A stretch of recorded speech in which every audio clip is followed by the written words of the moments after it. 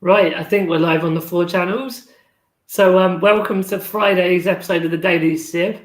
What a week. It's been a beautiful, sunny, warm week, which always goes down well for me on a personal level. And I think a lot of SMAers, which we'll touch upon what an SMAer is in a moment. But yeah, I hope you've all had a good, productive week with whatever you're up to and coping okay with all of the lockdown and everything in the corona sense of the world at the moment. So today I'm really excited to introduce my good friend, my brother, I would even go so far to say, Toby Mildon. So thanks for joining me, Toby. Hey, Sibs. It's good to see you again. Well, the Daily Sip, right? Like you've been the Daily Sibs, yeah. forever. I can get away with calling you Sibbers. So I guess one little thing to probably mention is we know each other very, very well. We both have the same condition. I can't even remember when we would have first, can you remember when we would have first met? It's a long time ago. Well, you always tell people that I was like the guy that inspired you to go to university. Yeah, I mean, I'm going to tell that story. I guess it was like, was that the first time we met? Maybe it was. I saw, because I was about 16 and I feel like I must have met you prior to that at some of the conferences as well. It's a long while. I mean, I'm 36, so it's at least 20 years. But no, absolutely. It was up in Manchester. It was a charity event about sort of, raising awareness, sharing information of living with SMA. You were probably you were still at uni, weren't you, at the time? Yeah. So, yeah, there's 2 years between us. So I must have been like my first or second year at uni. And you were talking about how you've managed care and how all the hurdles and everything to get through to uni. And I was probably doing my GCSEs or first year A level and thinking, there's no way I can ever leave home and go to uni and all that. And yeah, you showed how possible it was. So yeah, it's that's definitely the pivotal moment in our relationship anyway. And then from then we've got drunk lots and we've worked together and we've gone on holidays together. So yeah, a lot of personal friendship there, which is, and obviously with Shrini Baby as well. Oh yeah, Shrini Baby. We've got our WhatsApp group, haven't we? So so obviously that's a bit of a connection of how we know each other through many years in that sense. But I think for anyone watching that hasn't come across, as I always ask my guests, it'd be great just to share a bit about your backstory and obviously a bit around how you've ended up doing what you're doing with inclusive growth. Yeah, sure. So I'm a diversity and inclusion consultant, and I work with HR directors and diversity and inclusion leaders in businesses to really help them create more inclusive cultures and more inclusive work infrastructures or business infrastructures. I've been working recently with the likes of Sony, looking at bias within decision making, and HarperCollins on how to become a disability confident business. Very well known. Yeah, really good. I do work with really big, well-known brands. I've also been working with, also in the public sector, with South Yorkshire Police, looking at what inclusive growth means for them as a police force. Brilliant. So I mean, because obviously we touched upon the SMA side. So I mean, I think a lot of people that follow me are going to get the broad barriers of living and what it is to have SMA. And I think for kind of similar story, both for how it affects us, but also, our mindset is that we overcome those barriers and we crack on with doing all the things we want to do. Obviously touched upon uni already for you. What did you do at uni? Was it business? Yeah, I did marketing. Yeah. But the funny thing is, since leaving uni, I've not done any marketing. I suppose other than my own business now. But when I left uni, I started off working in technology. Right. I was an IT consultant for Accenture. Then I went into healthcare technology. Then I went to work for the BBC as a technical project manager, working on the development of the BBC News website and the iPlayer radio app. So, I didn't start my career in diversity and inclusion. It was when I was working at the BBC that I made the career switch.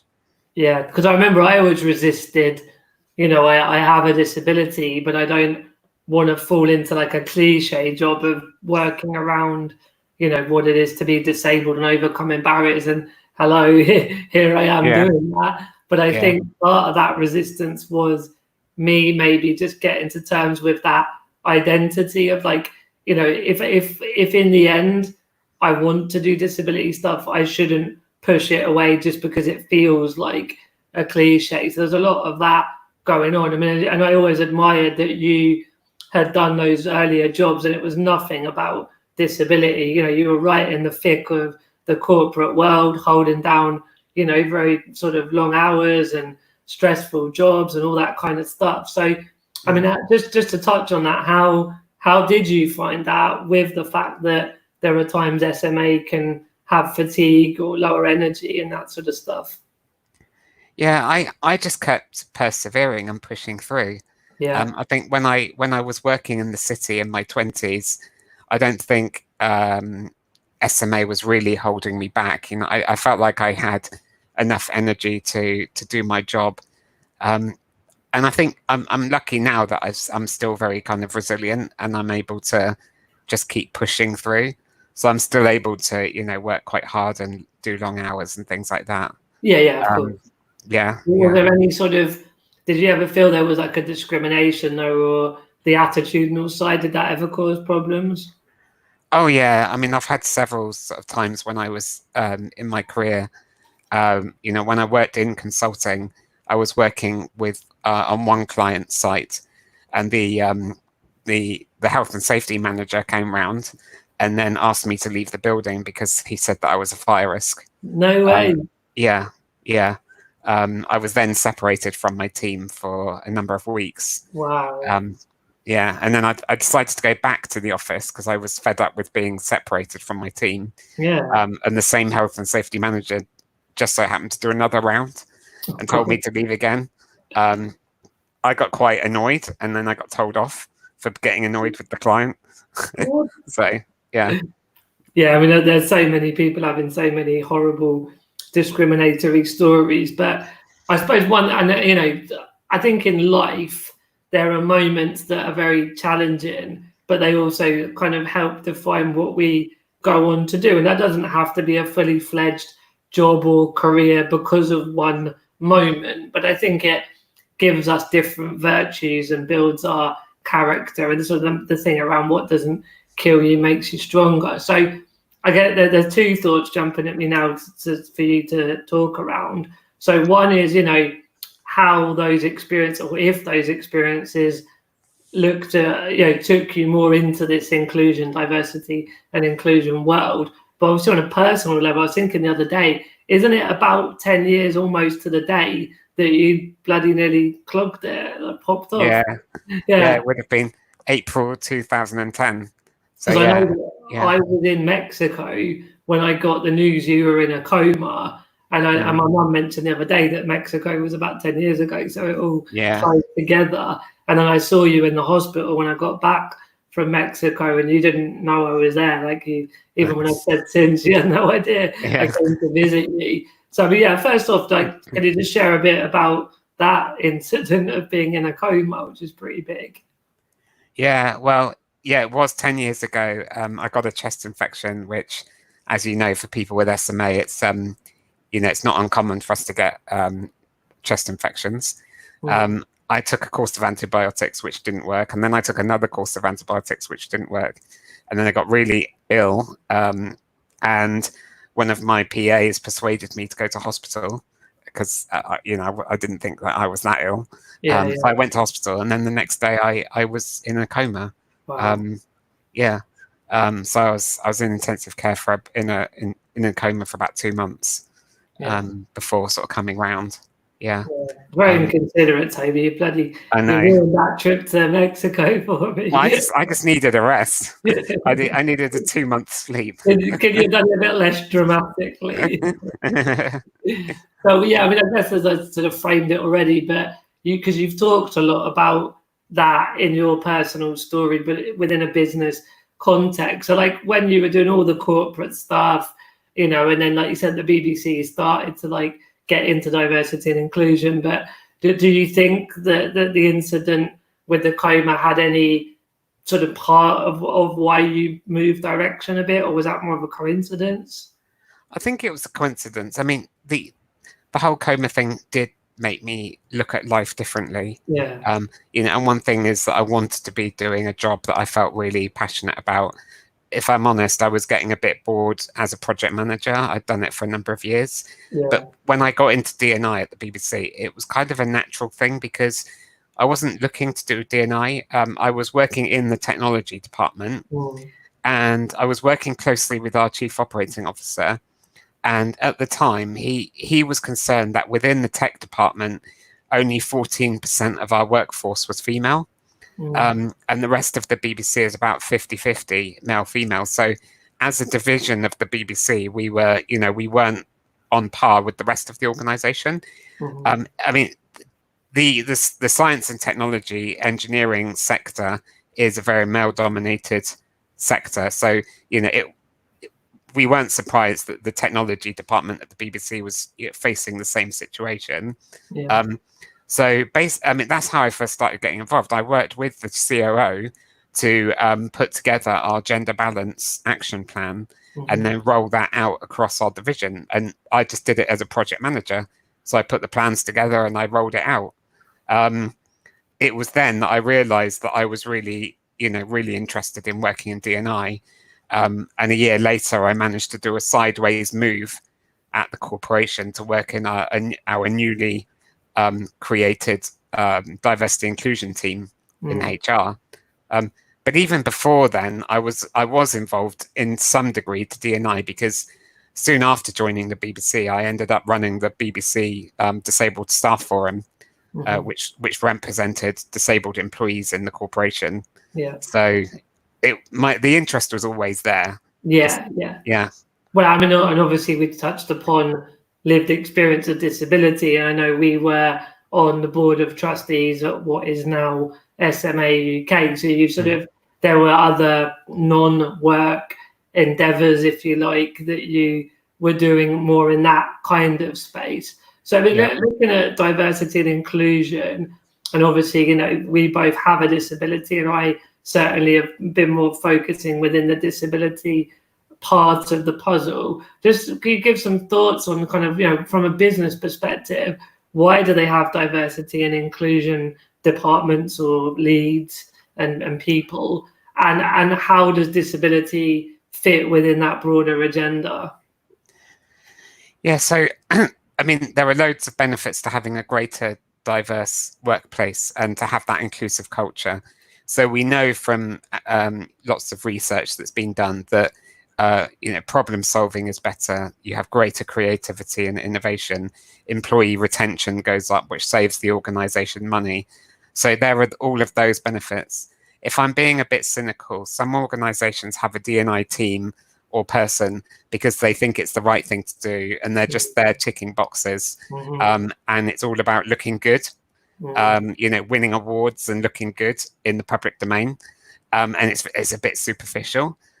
Organizations that do it really well, they really do understand the business case behind it. They understand that it makes good business, and they can make better products and services. They can work with their clients better. They can win work and all of those things.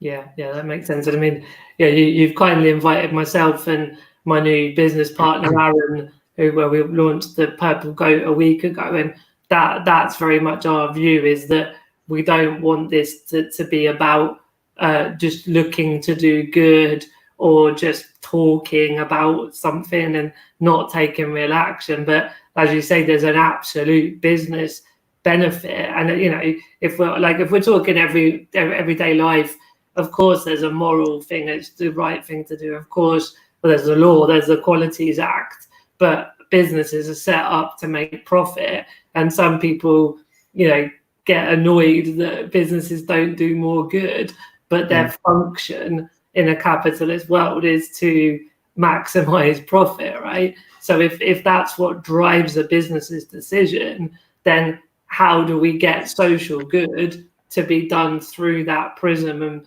through that driver? And I think, certainly on the disability part of it, I'm seeing more and more how that works. So when you're doing it, how do you encompass disability with the other protected groups? And maybe speak a little bit more about what those other protected identities are as well.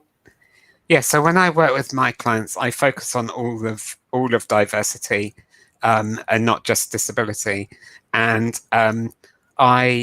so when I explain to clients what diversity is, I say to them that it's a bit like an iceberg, that you can see the tip of the iceberg above the waterline, and those are the protected characteristics as per the Equality Act, and are visible characteristics as well. So what we can see. But actually, so much is hidden underneath the waterline that makes us different and makes us unique. So it could be whether you're an introvert or extrovert. It could be if you've had a private or public education. It could be where you grew up, whether you grew up in a military family, whether you grew up in a single parent family or not. All of these things contribute to our lived experience and the perceptions that we can bring to the workplace. So when I talk to clients, I say that disability is all part of the spectrum of diversity, that we have to look intersectional as well. So rather than trying to put people into boxes, which a lot of organizations do, I say to them, take me for example, like I'm male, I'm disabled, I'm gay, and I'm sarcastic. So there's a full characteristics there. Yeah. So I prefer to talk about inclusivity with my clients, because there are a couple of reasons why I focus on inclusivity. So one, there is increasing sort of discomfort. So the white men are saying, hang on a minute, I feel like I'm being overlooked. Am I not diverse enough? And I think that's a really dangerous game to get involved in, because the thing is, everybody has to be included. Yeah. And your straight white man has to be included in businesses as well. Yeah. So yeah. Because I've often said that, like Gavin, who runs Neatbox, doesn't have a disability, and I can always sense that he's almost feeling awkward and apologetic for being involved in disability inclusion as an entrepreneur and running a business, but without having a disability, because there are parts of the disability community that would say, he shouldn't be doing what he's doing. And obviously there are lots of other people in the disability community that are very grateful and happy he's there, but he feels that awkwardness, and he shouldn't have to explain what he's trying to do and where his motives come from. And I suppose it's because of past occurrences where the few bad eggs kind of ruin the party for everyone, But I can kind of relate in that prism of how Gavin feels for not being disabled, that broader straight white men are feeling within the diversity and inclusion sector. The thing is, we really do need allies as well. Yeah. So in business, one of the most effective things that businesses can do is create a sponsorship program where senior people in the business sponsor up and coming talent, and they do reverse mentoring.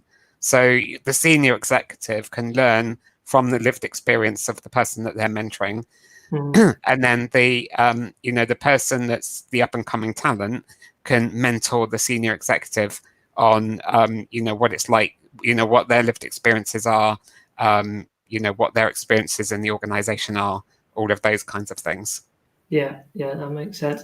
And I was thinking around the sort of where D&I fits in to businesses, because obviously the bits that I've been working on more recently is around marketing, and I think like where I'm looking to specifically work around disability is that there are unique insights from disabled people that businesses should listen to, make changes, and then if you're looking to acquire new customers or have more loyalty from current customers, there are marketing campaigns that you can do for a group. So I think within sort of what I've been up to, it works in that sense.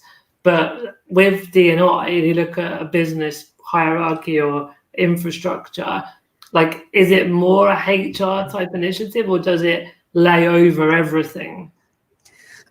So it's a bit of both. So the thing is, diversity inclusion overlays everything. It touches every corner of the business. but most businesses give the responsibility of D&I to the HR department, and I don't think that's the right thing to do. I think lots of businesses do give it to HR because a lot of what D&I is about people in the organization, but it also touches on things like inclusive procurement practices, inclusivity in marketing and advertising campaigns, the buildings, the workplaces that we work in. So it touches everywhere. So either the HR department needs to be really good at working collaboratively with the whole of the organization, and they don't end up falling into the trap of having to find all the solutions for the rest of the organization, or, in my humble opinion, D&I should be led by the chief operating officer of the organization, because it is about the effective running of the business. Yeah, that's a good. Yeah, that makes sense. How it's still within a role or a remit, because I guess if you just say it should be everywhere, it should be in the DNA, you've got no one that's being accountable and responsible and driving it. But yeah, the COO would make sense as a good place to drive that. Just a couple of I think I flashed them up earlier, but good to acknowledge people that have been joining us. So Chris is saying morning, Martin and Toby, and then he put Sibbers with lots of exclamation marks. Karim says, haha, look who it is, the two legends. How are you doing, guys? Hey, Karim, it's good to see you again. And then Ross wrote, amen, when you were talking about, it was way back about how you never let sort of disability get in the way of your job, and that you just carried on trucking on. So that was the context of why Ross has turned more religious this morning. And then Chris put fire risk about your fire risk story with laughing faces. And then Caroline from SMA UK has put love in this chat. Thanks, Martin and Toby. And then Ruth Ann has just literally now put, hey, guys. So, hey, Ruth Ann from YouTube. Again, we've had lots of Facebook comments. So nice to see people joining from YouTube and commenting. So, hello, Ruth Ann. Hope you're all good. And obviously, guys, get your questions in. It might be, about some of the backstory Toby mentioned around traveling or health, or, working in corporate and tech world, and obviously now we're very much in the thick of it around diversity and inclusion in that world. So I suppose moving it on a bit more. So when did you go from, and you briefly mentioned at the beginning some of the clients you have at the moment, but so when did you go from employment and being at those BBC type organizations to doing what you're doing now? Yeah, so I left the BBC. I worked at the BBC for 9 years. And it was a friend of mine who said, if you stay at the BBC any longer, you're officially institutionalized. Right. So I was like, okay, I need to get out of here. I loved working for the BBC. It's an amazing place to work. But I decided that before I set up my own consultancy, I wanted to go back into the corporate sector. So I worked for Deloitte for a couple of years because I wanted to understand why, one of the big four accountancy firms was so invested in diversity and inclusion, and they had a lot more of a focus around culture change in organizations. It was then that I decided to leave Deloitte and set up my own consultancy. I just wanted a lot more creative freedom. I wanted to work with multiple clients. I wanted to create stuff. I had my own ideas of a framework to allow organizations to implement sustainable diversity and inclusion. So basically, I put the framework into a book, which was published this year, called The Inclusive Growth. So yeah, it's on Amazon if anyone wants to get a copy. But and working for myself allowed me to do those kinds of projects. Cool. I was gonna we've got quite a lot coming in from LinkedIn, which doesn't come up on the software on the laptop, but on my phone. So Amy says, nice chat. Do you think some things are classed as disabilities that are disabling because of corporate environment? So I think Amy is very much coming from the social model perspective in terms of and you know a lot about that as well, Toby, of disability. Do you think the social model of disability has a lot of application to D&I, which is kind of what I think Amy is suggesting as well? Absolutely. I think this is a big problem in businesses. So what often happens in organizations is that there are barriers that prevent disabled people from being able to perform their jobs properly. So it might be that the right assistive technology is not easy to get your hands on. It could be that the reasonable adjustments process that the company has isn't very good. So disabled employees end up waiting around a long time for their reasonable adjustments to be implemented. Mm-hmm. Therefore, they can't crack on with their job. But also, I've seen lots of barriers. So things like, for example, training that's provided in the company is put on a non-accessible learning management system. And that training doesn't include things like captioning. And so somebody who's deaf or hard of hearing is unable to complete that training. Yeah. So when I've worked in businesses, I often say to people that if we look at the social model of disability, it's not about improving the working life and the performance of disabled people in the company. It actually makes life better for everybody. So if you take something like putting captioning on your mandatory training that companies often get you to do once a year or so, it could be that English is not your first language. It might be that you're working on a client site and you don't have your headphones with you. Exactly, so you have to read the training. You can't listen to it. So actually putting captioning on training benefits so many more people. Yeah, no, that's a really good point. And I mean, you mentioned about the move that you made from sort of more corporate. You're still working with corporates, obviously, but like having your own business now and all of the different benefits that entrepreneurs know. And I'm sure some of the downsides of running your own business, or not downside, but the demands and all that sort of stuff. But you mentioned your framework. So, if a business is aware enough that there is some sort of barrier and some problem, and they look to then engage with you. Can you just talk a little bit more about the framework in the book, but also how you would then be able to help a client?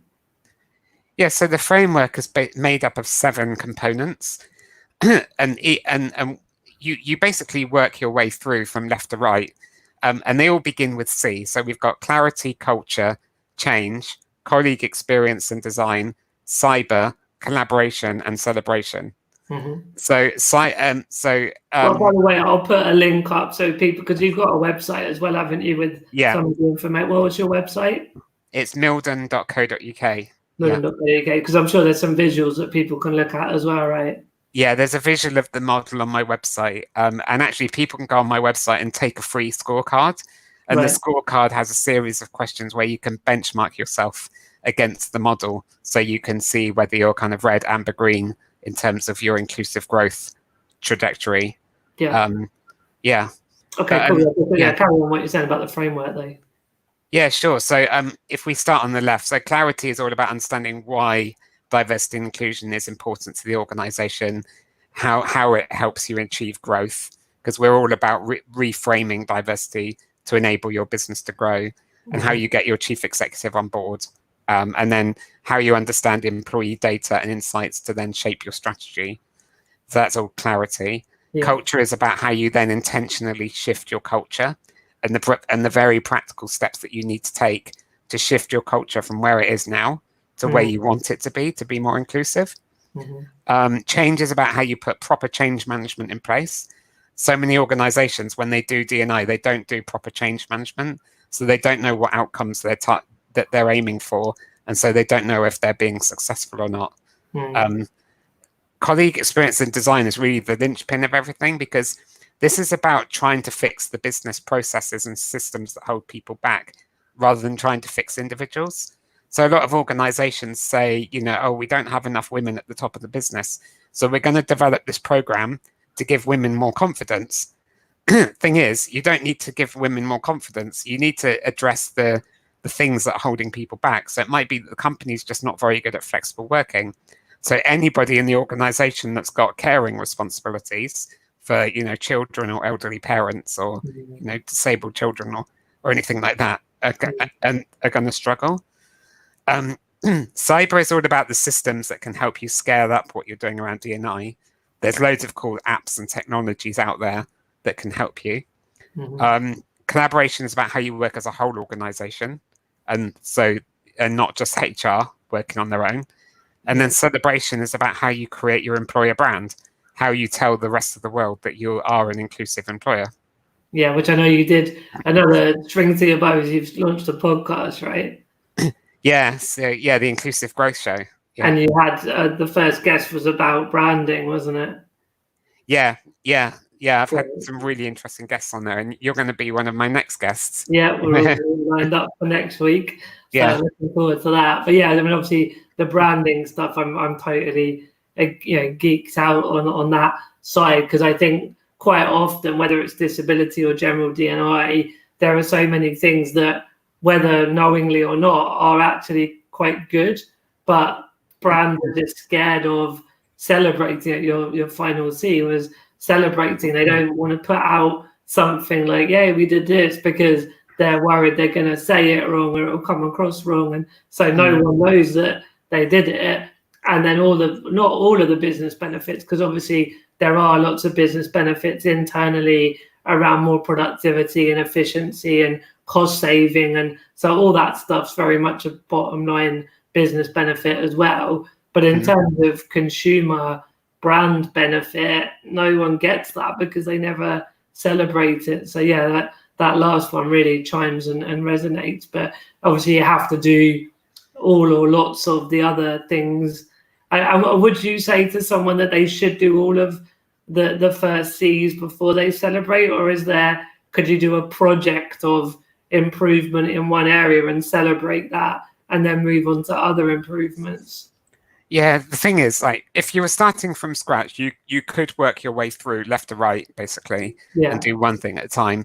And celebration is at the end for a reason, because so many organizations do the celebration first. They submit for awards and they win awards, but the lived experience of disabled people is the following day is that it's not particularly inclusive. So if we look at the Times top 50 employers for women, a lot of those organizations in the top 50 have some of the worst gender pay gaps. So there is a disconnect between what they're saying and the reality of their organization. I guess full celebration is not good as well, right? Like you can't over egg what you've actually done. Yeah, I think like you can, but you can do, like you say, you can do a bit of celebrating as you go. So yeah. Cool, that sounds good. Okay, there's a couple more coming in from LinkedIn. Susie says, agree that inclusion should be a whole company thing embedded into every part of an organization. Dermot said, totally agree. The COO drives all forms of D&I. So thanks for that there, Dermot. Amy again saying, what do you think of chief diversity officers? Yeah, so I think having a chief diversity officer is a good thing. So I'm making the assumption that if an organization has a chief diversity officer, that they're effectively a board member, and that they're sitting alongside the chief operating officer and the CFO and the CEO. If that's the case, then that's a great thing, because that chief diversity officer is has the right level of authority. And they're able to implement D&I from the top down, which is really important in business. Because what happens so very often is that you might have a chief executive who is saying the right things about D&I. They might not necessarily be walking the talk, but then they delegate all of the responsibility of D&I down to somebody else who doesn't always have the resources to do the job, or the authority, or the amount of influence that's required. Yeah, that makes sense. Susie saying the board should be accountable and should approve resource, money, and people for organizations to be more inclusive too. Amy saying, how do we get more power to power minorities? Cool. So how do we get more power to power minorities? Yeah. How do we get more? Yeah, maybe Amy could clarify exactly what you mean by the question. How do we get more power to power minority? I guess it's maybe if that is what's meant to have been written, I suppose it would just be like, how do we empower minorities to have more influence and decision making in organizations? Yeah, I think I mean, sponsorship is really effective. So creating a way of senior executives sponsoring people in the organization. Reverse mentoring is also really effective. But the other thing is, what we really need to be doing is looking at the systemic bias that's happening. So if you look at, say, your succession planning or your performance management process, basically you need to surface the data to show that certain members of the organization are not competing on a level playing field effectively. If you can surface that data, it might be that you notice that there are no disabled people in the high performing box. If you do like a 3x3 performance grid, which lots of organizations do, if you notice that you don't have many people from a Black or ethnic minority background in the high performing box, you need to ask yourselves, well, why is that? Is there something systemically going on that means that we're not on a level playing field? Yeah, totally agree with you. It's one thing I was thinking around. You mentioned unconscious bias, so I know what the words mean, and I kind of get the sentiment, but I think it's possibly a word used in D&I where it's very known what it means, and maybe to others it's a bit of a, not a buzzword, but you know what I mean. It'd be great just to explain a bit more detail what you believe unconscious bias to be. Yeah, so I actually there's quite a few academic definitions of unconscious bias, which I can imagine. I can't get my head around.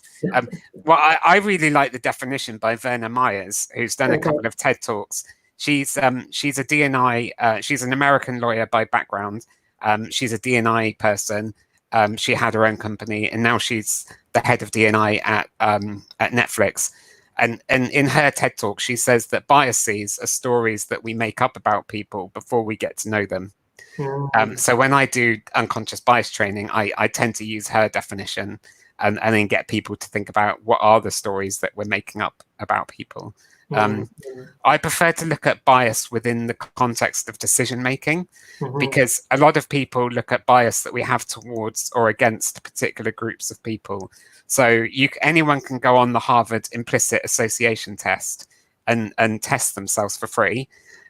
When I did it, I found out that I was moderately biased against disabled people.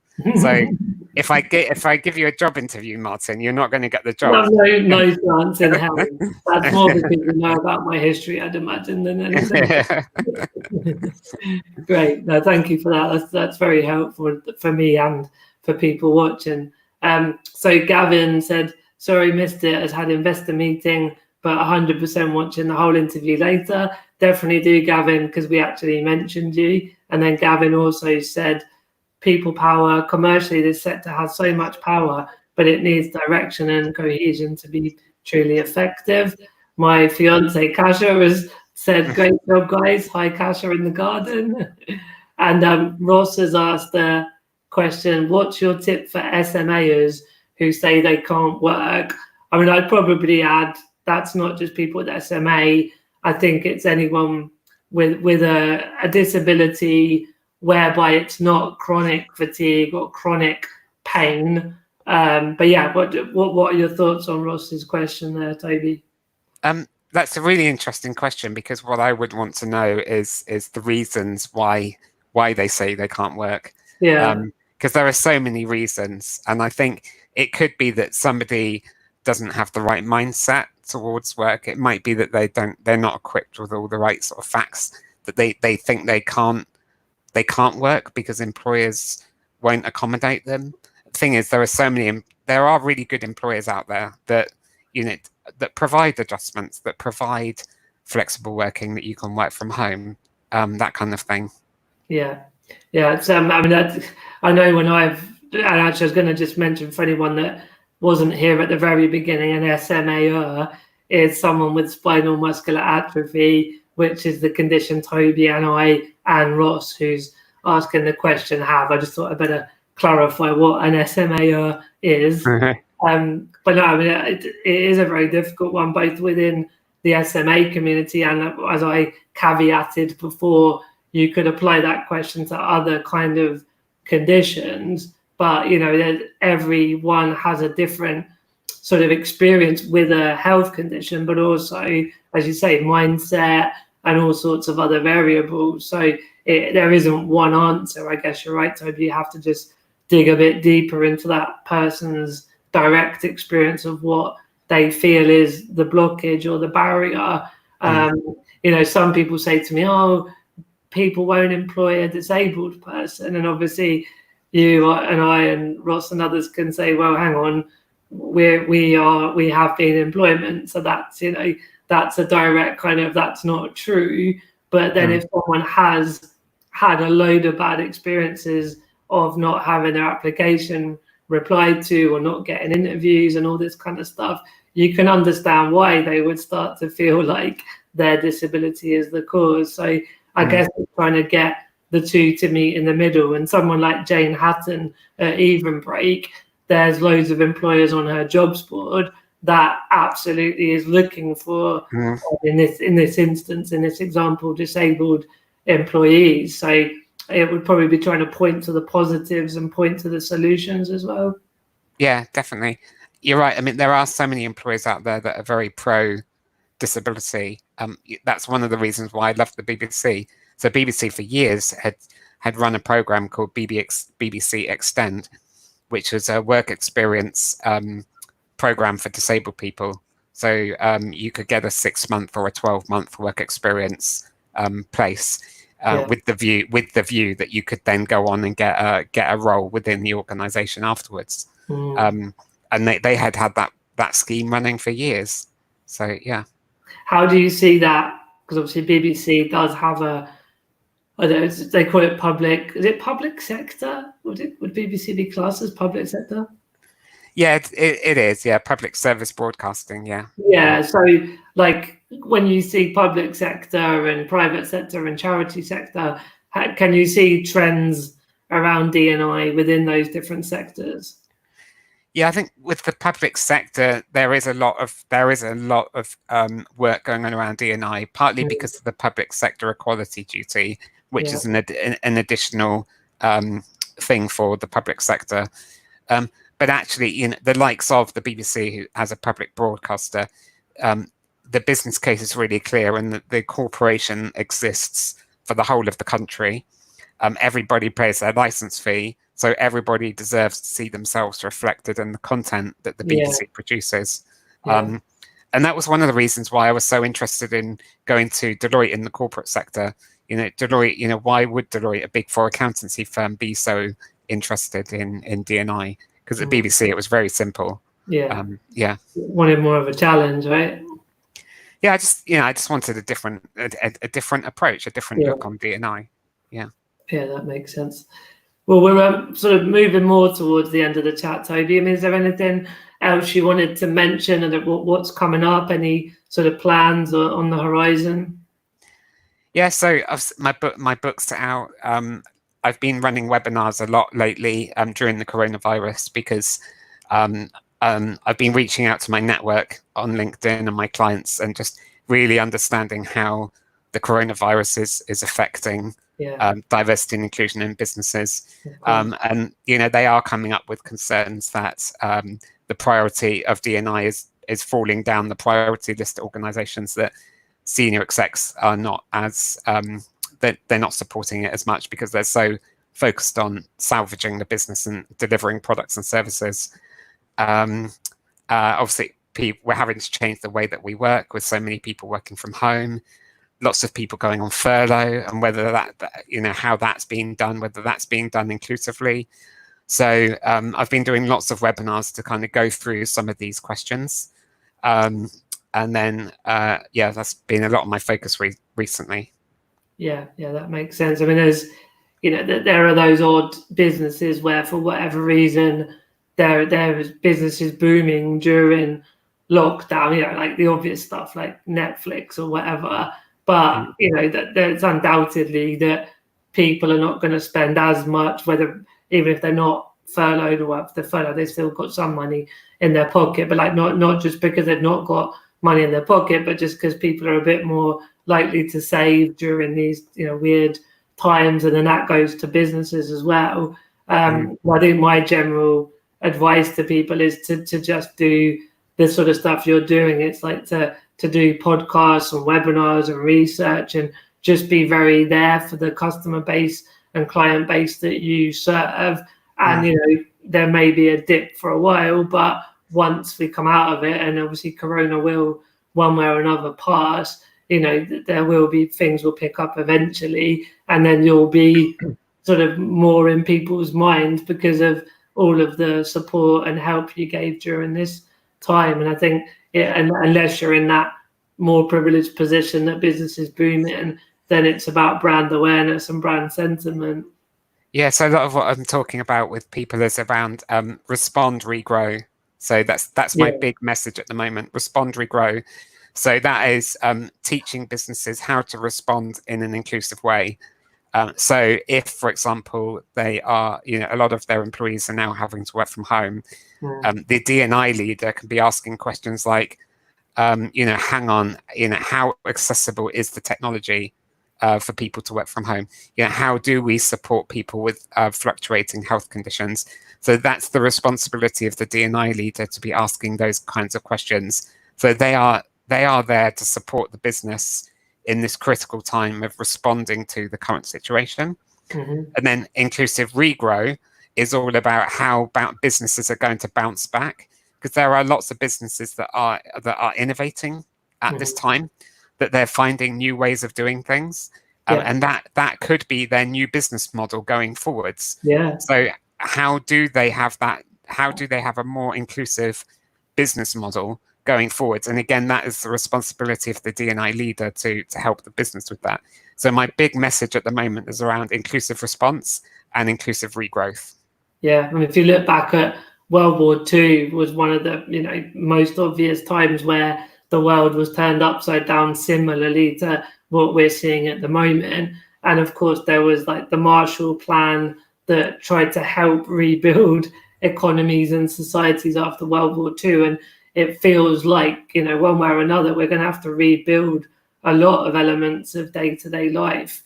And from a D&I and from a disability perspective, it's the best time if you universally design something with everyone in mind. The benefits are so much bigger in the long run. Yeah, absolutely. Yeah. Cool. Well, we'll sort of sign off, but any parting words for people? What you mentioned, website and book, but feel free to give it one more plug, and then we'll say bye to everyone. I think if anyone's interested in learning more about inclusive growth, then just go on Amazon and get my book. Just type in inclusive growth, Toby Mildon, and it will pop up. Cool. Thank you very much, Toby. It's really good to chat with you today, and everyone else, have a lovely weekend. Look forward to seeing you on Monday for the next episode of the Daily Sib, and enjoy the sunshine. Cool. Take care. Cheers. Bye-bye. Bye-bye.